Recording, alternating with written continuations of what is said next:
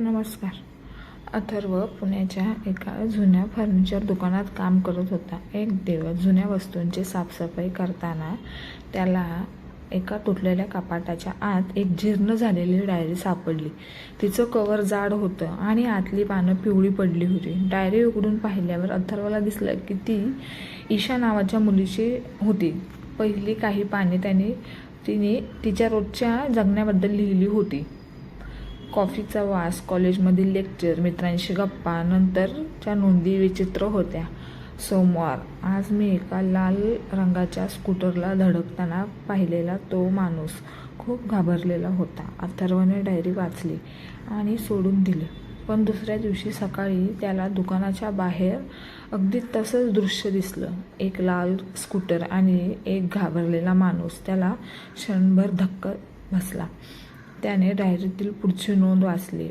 उद्या मंगळवार, बुधवारी सायंकाळी 5 वाजता पैठणमधील एका जुन्या टॉवरच्या घड्याळात बिघाड होईल. वेळ थांबेल. दुसऱ्या दिवशी अथर्व काम सोडून त्या टॉवरजवळ पोहोचला. बरोबर 5 वाजता एक मोठा क्रॅक आवाज आला आणि घड्याळाचे काटे जागच्या जागी थिजले. टॉवर दुरुस्तीचे काम सुरू झाले. आता अथर्वला खात्री पटली की ही डायरी भूतकाळाच्या नोंदी नाही तर ईशा नावाच्या मुलीने भविष्यात घडणाऱ्या घटना नोंदवून ठेवल्या आहेत. तो घाबरला आणि उत्सुकही झाला. त्याने डायरीचा फाटलेला आणि धूसर झालेला कागद वाचला. शुक्रवार. उद्याचा दिवस शेवटचा आहे. मीना नदीच्या जुन्या पुलावर मी थांबणार आहे. नाही, कोणीतरी मला वाचवा. या नोंदीमध्ये तारीख नव्हती, फक्त शुक्रवार एवढा उल्लेख होता. अथर्वने ठरवले, काहीही झाले तरी त्याला ईशाला वाचवणार. आणि आज कुठला वार आहे? तो दिवस गुरुवार होता. उद्या शुक्रवारी काहीतरी भयंकर घडणार होतं. तो लगेच डायरीतील नोंदी आणि ईशा नाव हे घेऊन पोलिसांकडे गेला. पण कोणीही त्याच्यावर विश्वास ठेवला नाही. निराश होऊन अथर्वने स्वतः ईशाचा शोध घेण्याचा निर्णय घेतला. त्या रात्री त्याला झोपच लागली नाही. पहाटे 4 वाजता त्याला अचानक आठवण आली. ईशाच्या पहिल्या पानावर तिने तिच्या फोटो स्टुडिओचा पत्ता लिहिला होता. शुक्रवारी सकाळी तो त्या स्टुडिओमध्ये पोहोचला. तो बंद होता. पण चौकशी केल्यावर त्याला कळले ईशाची एक मैत्रीण मानसी अजूनही पुण्यात आहे. मानसीला भेटायला अथर्वने तिला डायरी दाखवली. मानसीच्या डोळ्यातील अश्रू तरळले. ईशा, ती 10 वर्षापूर्वी एका अपघातात गेली. नदीवरील जुन्या पुलावरून अथर्वला धक्का बसला. पण ही डायरी, तिच्या नोंदी, त्या काल आणि परवा घडलेल्या. मानसीबद्दल ईशाला भविष्य दिसायचं. तिला घडणाऱ्या गोष्टींची नोंद करायची सवय होती, पण ती थांबू शकली नाही. मानसीने पुढे सांगितलं, ईशाने शेवटची नोंद 2 वर्षापूर्वी एका शुक्रवारी केली होती, जेव्हा तिचा अपघात झाला. मग काय? घड्याळ थांबलं. आज शुक्रवार, धोकादायक वाटतोय, अथर्वने विचारले. मानसी शांत झाली. मानसी, या डायरीतील नोंद फक्त घटनांचा इशारा देते.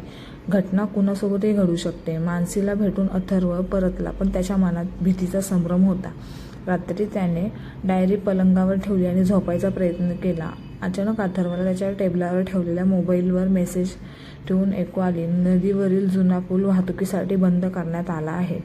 पुलाचे काम सुरू आहे. अथर्वने खिडकीतून पाहिले. रस्ता निर्मुष्य दिसत होता. दूरवर एक रुग्णवाहिका आणि पोलिसच्या गाड्या लाईट चमकत होत्या. तो लगेच धावत पुलाकडे गेला. पुलावर पोहोचल्यावर त्याने पाहिले पुलाचे बांधकाम चालू आहे. एक मजूर उंच क्रेनवरून खाली पडला होता. त्याला वाचवायचे प्रयत्न चालू होते. अथर्वने त्या घटनेकडे पाहिले आणि त्याला ईशाची शेवटची नोंद आठवली. शुक्रवार, आजचा दिवस. मीना नदीच्या पुलावर मी थांबणार नाही. कोणीतरी मला वाचवा. ईशाच्या अपघाताच्या वेळी ती स्वतः बळी पडली, पण आज तिची डायरी अथर्वकडे होती. अथर्वने धावत जाऊन बाजूला उभा असलेल्या बांधकाम पर्यवेक्षकाला पकडले आणि ओरडून सांगितलं, क्रेन ताबडतोब थांबवा, दोर कापला जात आहे. पर्यवेक्षकाने गोंधळून पण अथर्वच्या डोळ्यातील भीतीने त्याला क्रेन थांबवायची आज्ञा दिली. क्षणार्धात त्याचा दोरच्या आधाराने मजुराला खाली उतरवले आणि तो दोर कापला गेला आणि क्रेनचा एक भाग खाली पडला. पण योग्य वेळी क्रेन थांबवल्यामुळे मोठी दुर्घटना टळली. अथर्वला कळवले की ईशाची डायरी फक्त भविष्य दाखवत नव्हती, तर ती काळ बदलायची संधी देत होती. तो त्या मजुराला वाचवू शकला कारण ईशाने 2 वर्षापूर्वीच ती घटना डायरीमध्ये लिहून ठेवली होती. अथर्वने मानसीला फोन केला. ईशा गेली असली तरी तिचा इशारा जिवंत आहे. या डायरीमध्ये खूप शक्ती आहे. आपल्याला अजून लोकांचे आयुष्य वाचवायचे आहेत. सूर्य उगवला. अथर्वने डायरी हातात घेतली आणि त्याच्या डोक्यात अनेक प्रश्न होते. ही डायरी त्याला का मिळाली? ईशाच्या डायरीत काय आहे? कोणते रहस्य दडले आहेत? आणि भविष्य बदलण्याचा अधिकार त्याला मिळाला आहे का? या सगळ्या प्रश्नांची उत्तरं त्याला अजून शोधायची होती. नमस्कार. कथा आवडली असेल तर चॅनेलला लाईक, शेअर आणि सबस्क्राईब नक्की करा. काही चूक होत असेल तर नक्की सांगा. नवीन चॅनल आहे आपलं, सबस्क्राईब नक्की करा. धन्यवाद.